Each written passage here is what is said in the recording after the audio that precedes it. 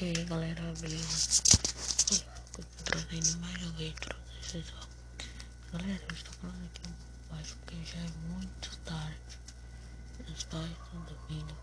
Galera, eu quero avisar vocês que já tem data confirmada para o Pokémon GO. A data de lançamento é nessa madrugada às 4 horas da manhã, então não percam. Só não saiam esse horário no meio da rua, senão vocês vão achar o Pokémon ladrão. Vai acabar ficando sem o seu celular, né, por conta do roubo. Então galera, só me deixando essa data pra vocês. Lembrando que é nessa madrugada às 4 horas da manhã. Vejam que eu estou gravando às 00:09 da manhã, né? Então galera, só tá rapidão esse vídeo aqui porque eu vou me editar, que eu não edito muito, só dá umas cortadinhas aí.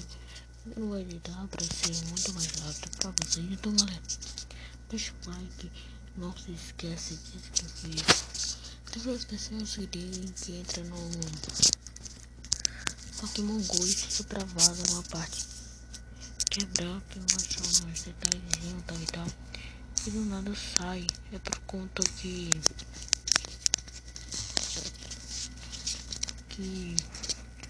não está liberado para o seu país, então ele não entra automaticamente porque não está funcionando nesse momento.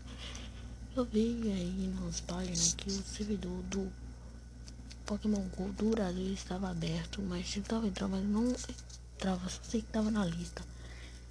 Mas para abrir, quem tá na lista é porque já foi lançado, vai lançar daqui a algumas horas ou minutos, não sei. Então galera, espero que vocês tenham gostado. Se gostou, deixa o like com essa novidade. Então galera, falou e eu fui, tchau.